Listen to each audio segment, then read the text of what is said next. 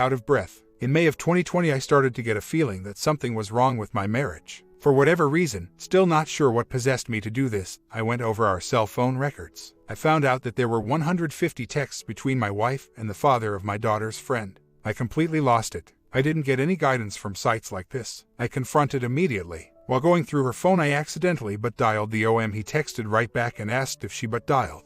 I texted back, "Sorry." He replied, "Darn. Nothing she could tell me explained that." As far as I was concerned, that was the smoking gun. Case closed. She denied any wrongdoing. While getting ready for work, I decided to comb over the records again. I noticed 2 picture messages that were sent to me and 1 minute later to him. I know what pics she sent me. They were her exposing herself in her underwear, showing her breasts and her vagina. I woke her up and asked her what pics she sent him. Of course, she denied everything but admitted to having a crush on him. Right. I told her I was divorcing her and was going to ruin everything of hers. 2 then went to work. I came home early and found out she had moved out with the kids, took all the money out of our bank account, and wouldn't answer my phone calls. She came home later that evening to talk. She said I scared her and that is why she left. She still denied everything. I installed spyware on her phone and keyloggers on the 2 computers. We got along okay for the rest of the week. That weekend I told her that I did not believe her and to tell me the truth. She confessed to sleeping with him. I took about a month to get all of the details. I exposed this to my family, made her expose herself to her family. I told the OM wife. I started a text app and acted like I was my wife to the OM. I was able to recover some emails through him. Her story seemed to be backed up by his wife and the emails. I think she has been remorseful from D-Day, but who knows. I was distraught and threatened suicide. She called the police and I was put on suicide watch for 2 days. Could not work for over a week. Typical things that everyone seems to go through when your life falls apart, like weight loss, nightmares. The cops that arrested me and the nurses at the facility that I was stuck in all told me to ditch her. She was crying day in and day out for what seems like forever. Wrote the no contact letter. Changed her phone number. Canceled her email addresses. Begged for forgiveness. I told her that if she wanted me that bad, she was going to have to watch me have sleep with another woman. I hired an escort and did the deed in front of her. She said she felt like we could put this behind us finally. This was about 2 months after discovery. We were in marriage counseling from that point on. I started going to the gym regularly. I got in really decent shape and was listening to motivational speakers. We started going to church, but I was still depressed. I put up a profile on a dating site and proceeded to talk to countless people. 2 of these turned into emotional affairs. At one point, I almost left my wife for one of these girls. My wife was extremely upset and told my daughter. I stayed. She has been in contact with the other woman.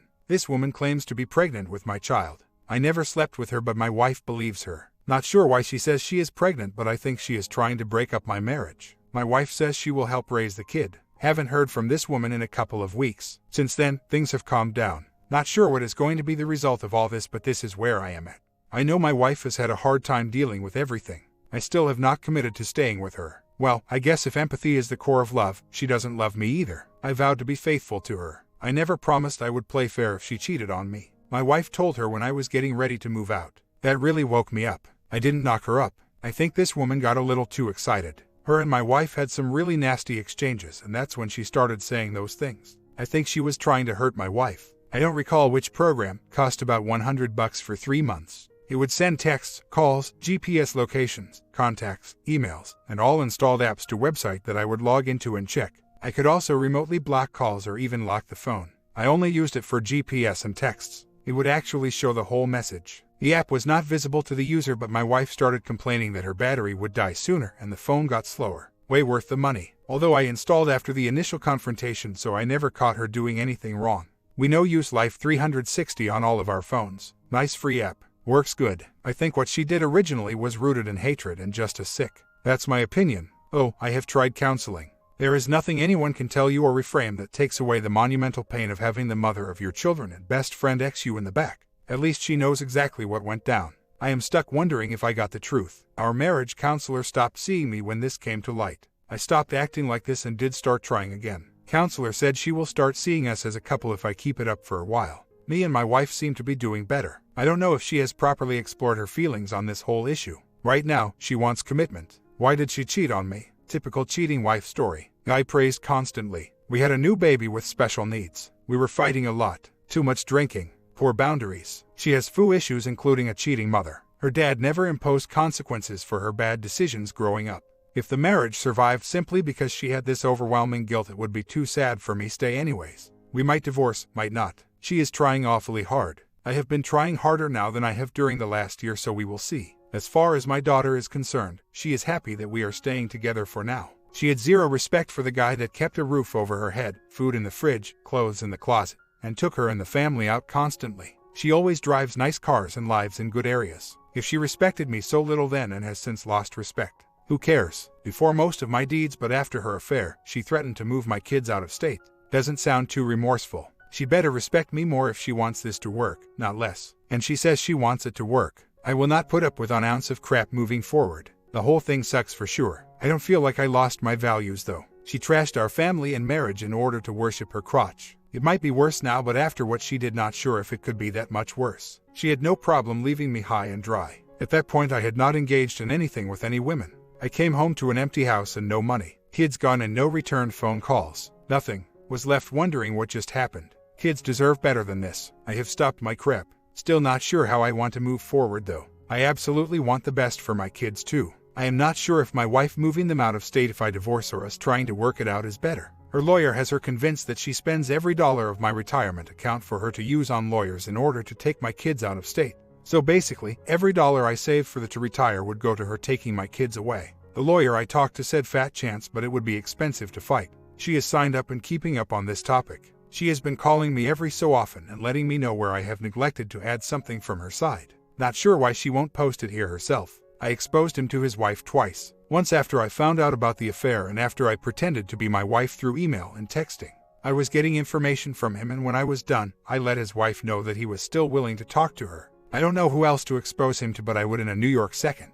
I did expose my wife to everyone. He doesn't have a Facebook page that I could find. His daughter was 7-8 the time. When she is older and if I run into her, I would tell her. Don't know if he goes to church. I do know where he works and I do have his boss's email. Not sure what they would accomplish though. The only person I knew was his wife, who by the way had been cheated on by him numerous times during their 3-year marriage. My wife knows how to pick him. Our counselor said that she has never witnessed someone with so much remorse. Whether she is remorseful for what she did to me or if it is absolutely the kids or she is scared of what will happen if we divorce is anyone's guess. She is definitely sorry about something though. The only thing that was revealed was that it was unprotected and there was something more. Like I said, I did contact the OM and pretended to be her. I recovered emails that seemed to back it up. The emails also revealed that she wanted to stop contact and work on her marriage before she admitted this to me. But I would not be surprised to find out more. If I stay, I guess I was just having to live with it. The friends that knew were cut out of our lives. I wasn't a good friend with this guy. This was my daughter's friend's dad. He wasn't at our house that I know of, and I didn't hang out with him. I only knew him and his wife. Like I said, I did tell her. She was completely crushed. They were already separated due to his previous cheating, but she was getting ready to move back in. I have not seen her car at his house in a year, so I guess that is that. Wife responds, he's right, I have been complaining about some of his posts. Not because he didn't acknowledge my justifications. I don't have any justifications for what I did. I am not blame shifting. I am peeved because he is not painting an accurate picture of himself, me or our marriage, and is getting advice from fellow members based on incomplete, false details. Before I get into the details, I'll give a brief history. We've been married for 10 years, together for 12. We have 2 kids, a 9-year-old girl and a 3-year-old son with special needs, hearing, speech issues, deformities, probable genetic syndrome which we are in the process of identifying. We moved to California from AZ, away from my family, and close to his, 5 years ago. I was excited about the move and love it here. Part of the agreement between us for moving was that I would finish my LVN to RN because of the difference in cost of living, and I wanted to have another child. He was resistant about having another child, because he wanted me to finish school first. That would have been smart. But because I couldn't get into classes on account of being a non-resident student, we decided not to wait on having the kid, with pressure from me, but no gun to his head. When we realized our son had issues, it was extremely difficult on myself and my husband.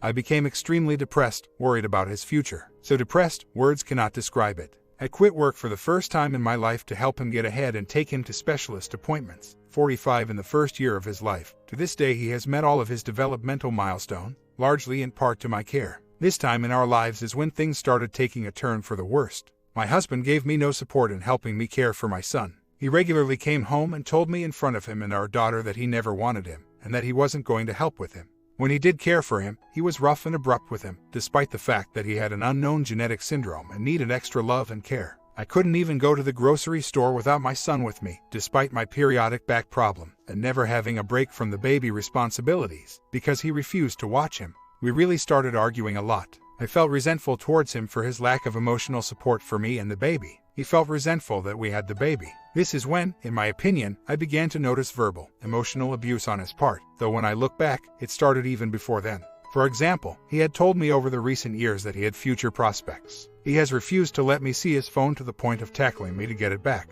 He told me, and I quote, "I cringe at the thought of sleeping with you." He has asked me when I'm going to lose the baby weight. I have never weighed more than 134 after having a baby, and generally hover in the 118 to 125 range, and he was at least 35 pounds overweight at the time. He said I wasn't fat, but flabby. He made comments about my stretch marks. He regularly told me that I didn't contribute, used threats, intimidation to get me to stop piping up about my concerns, told me I was a bad mom, said other things so heart-wrenching I won't even mention them here. Made threats about taking all of our money, threats of emotional withdrawal, etc. He tried to control everything about me, and I feel like I couldn't do anything right, at least that's the way I see it. He would say I was emotionally abusive to him. All I can say to that is that years of verbal, emotional abuse and walking on eggshells has a way of making you bitter, defensive, and even crazy feeling. I really started feeling like he was either A, having an affair, B, thinking about having an affair, C, wanted out of the marriage, or D, just plain mean. When husband says that I justify what I did, he is grossly exaggerating. I do not justify it. It was wrong of me to do what I did. There is nothing he did that made me do anything, and I acknowledge that. I am a truly remorseful WS. For over a year I focused on healing him, not our other marriage issues. If I bring anything up, it is because I have read over and over again that we need to work on the issues that make our marriage vulnerable to affairs, and we need to heal it all around if it's going to work. My cheating does not mean that I can never voice my concerns about his treatment of me. His emotional abuse of me is not why I did what I did. What I did is not excusable just because he wasn't nice to me. But I would be lying if I said, just to appease him, that those things didn't make me vulnerable to the compliments, advances of another man. They did, just as my affair made him vulnerable to having affairs. Did his regular threats of taking everything from me even before this ever happened contribute to me moving out with all the money? Yes, and it wasn't all the money. It was a small portion compared to what he had. I moved back in that night and returned everything to the bank, without any guarantees from him that it would work out between us or that he wouldn't take all the money and destroy everything I owned as he threatened. What I have done to help the marriage heal is as follows. I instantly gave a no-contact letter to the OM. I have read numerous books on healing from infidelity. I got us into church and marriage counseling instantly. I have opened my email and phone to him without giving him grief, allowed GPS tracking. Then, 2 months after D-Day, he says he wants to get even. I said okay. You all know the story from there. I was all for it because I knew I deserved a divorce, so when he said he wanted to have sleep with the worker, more like a dirty Mexico ex, I honestly thought I got off easy. Those who think that it relieved me of my guilt are way off though. I have had anxiety attacks and cried my eyes out every day for over a year because of the immense pain I caused husband, and the changes it made to our formerly loving marriage. Down to some gritty truth about how husband has handled this. He claims that he hired the escort and made me watch and had 2 emotional affairs online. The truth is that he did the escort thing, and then while we were in counseling and supposedly working on the marriage talked with countless women online. That much he admits to. But he has admitted to me that he has, all while working on the marriage, actually had dirty phone time with at least 10 women. 2 of them that I know of because he gave me access to his email wanted to have a relationship with him. One calls him her guy on the side. One of them, as he mentioned, is claiming to be carrying his child, and torments me regularly. He claimed that he never met her or had slept with her. I am not so sure. She tells him she loves him, has made comments about his behavior in bed that indicate she has indeed met him. She offered to let him move in with them to clear his head. Who would offer some strange man from the internet a place to stay when she has a 12-year-old daughter to protect if she never even met the guy? I don't buy it. He almost did move in with her too. He claims that what stopped him was because I told our daughter and it snapped him out of it. Not true. She overheard it, unfortunately. He's the one who gives dirty graphic details about my affair to our daughter. By the way, after I dragged the truth out of him about how many women etc., he has made more verbally abusive comments about the other women being younger, looking younger and better than me. Those comments hurt me so much. So not only do I have to deal with my own shame and guilt about what I've done, and be subject to multiple revenge affairs despite my repentance, I also have to hear about how great they were in compared to me. And all the while when I dealt with his verbal bashings about what I did, because I deserved it and was trying to let him get his anger out, he was outside cheating on me. I disagree with anyone who says it's not cheating just because I did it first. He never divorced me. He said he wanted to work on the marriage. He lied so much. I read somewhere on Tam that my breach in the marriage contract doesn't mean that the contract is void, and therefore he is free to do whatever he wants. What he did is a breach as well. I may deserve a divorce for what I did, but so does he. There are people out there who feel sorry for our kids. I do too. Because, yes, I have made horrible decisions that can affect them the rest of their lives. I have owned up to them though and have been doing everything in my power to become a good wife, mother and regain my integrity. It has been very hard, because I am reminded constantly in one way or another of what a horrible person I am. I am torn between persevering through his revenge for the sake of our family, and to prove my love for him and my remorse and leaving for the sake of our kids and my sanity. I will say that it has gotten much better lately. He hasn't been verbally abusive to me. He has stopped all the cheating as far as I know. It's obvious that he is now trying, which is why I am still here. And by the way, to all those who say I am not remorseful, the only reason he is still here is because I am, and he knows it. I know that the only way it's going to work is if we both continue thinking and behaving in ways that nurture, heal the marriage. Him coming on here and writing an inaccurate account of what's happening just to get kudos from the other BS spouses out there about how he handled it doesn't nurture or heal anything. And one last point, I don't want to take the kids away from him. I want to heal the marriage. He has said countless times that he wouldn't even fight for them. He has given me plenty of reason to believe he doesn't want to be there for them. He said if we got divorced, he would quit his job to avoid paying child support. If I ever mention leaving for a Z, it's not because I want to keep the kids away from him. It's because where we live in Ka, it's extremely expensive, and regardless of what I have done, the kids don't deserve to live in poverty for the rest of their lives just to see someone 50% of the time who in reality has made it clear that he is not that interested in caring for them. OP responds, I love my son. I was bitter towards her because she told me either I have another kid or she is going to divorce me. So yes, after he was born, I wasn't as helpful as I should have been. We have gone over all the marriage stuff with our counselor and the abuse went both ways. She has been abusive to me before all of this also. Our counselor agreed that the problems before her affair were 50-50. I am not going to throw my wife under the bus and expose her earlier abuse. And what about threatening divorce because I did not feel like we were financially ready for it? Isn't that abusive? You were just looking for a reason to chastise me. You don't know me. Well, I think whatever behavior I post regarding her behavior before I found out about the affair will just be countered by her with something I did. I can tell the mean things that I said to her were about the time she was knee-deep in the portion of her relationship. I felt something was seriously wrong. I did tell her I didn't want to have slept with her because she was not being nice at that time.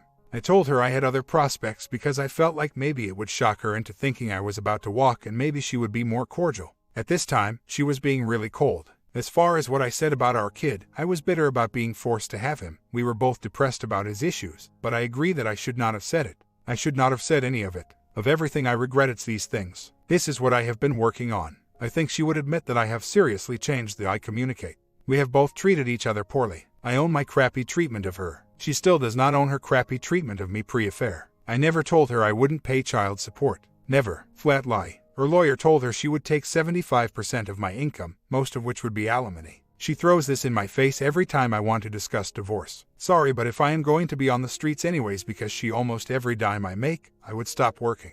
But her mind has been on the money from day one. When she says she left me with most of the money, yet another distortion. She took every dollar she had access to. She was talking about the retirement account. Same account that was about to be frozen by her greedy lawyer. About my son and some of what I said. I would get off of work and instantly she would hound me to take care of him. From the moment I walked in the door, I did get frustrated. Sorry. According to our counselor who knows in much more detail what has happened, I should have been allowed some time to relax after work. So yes, when I walked through the door and my stay-at-home wife would tell me to change his diaper, would demand I start changing diapers, I snapped a couple of times. I told my daughter about her affair, explaining why I was leaving. I did, although I wasn't graphic. The only reason why she knows the dirty details of what goes on during an affair is because our 9-year-old daughter was becoming hooked on X when I wasn't home. I found this out when I scored the electronics in the house. My wife was downstairs dirty texting and my daughter was upstairs watching X while I was at work. I have come to realize that there is no balancing of the scales here. Before I did anything, it was still about saving face. At first, I was a jerk for exposing my wife. Then I was a jerk for telling OM's wife. Then I was a jerk for demanding a harsh no-contact letter. Then I went over the top by suggesting divorce. Then I was in a pity party by going over timelines with OMW. I have been a wimp for not getting over this in timely fashion. Maybe I went over the top with the affairs. Don't know. I haven't been super remorseful for them. As for the comments I have made before her affair during the heat of the moment fighting, I will forever regret. I had zero chance of developing a relationship with the escort. That was one of the reasons that we agreed on it. That's right, she fully agreed to it. And for those who think it was completely abusive, here is a little tidbit that was left out. My wife got off on watching it. That morning she woke me up and said very seductively, "So you're going to be a bad boy today," and then had slept with me. Sounds like someone who is going to be scarred for life. Wife responds, "You are lying. Again, you have told me time and again that you would not pay child support, alimony. You need to remember that the amount of money they said I would get is not 75% of your income and is only as high as it is because I am not working right now. When I get a job, it would be barely any money at all and you have still threatened to not pay child support, which is why I suggested I move in with my dad. You're not owning up to your abusive behavior. Maybe it did feel like I hounded you right when you walked in the door. Sorry, you should have had time to relax before I asked, not demanded, as you say, a thing of you. But, for one, I am not just a stay-at-home mom. I was also going to school and frequently had assignments and reading due. So, the rare occasion that I asked anything of you, it was because I was overwhelmed and you never gave a crap and rarely helped. Still don't. You are not being honest about the frequency, depth of your outbursts at me and our son. You're also lying about telling our daughter. In the car you don't remember saying, your mom got naked and so did he and they had slept together. You seem to be blaming me for our daughter stumbling across porn on her tablet. That could happen to any kid and it wasn't because I neglected her to text him. That's BS. It's because we weren't wise and didn't put a child filter on her tablet.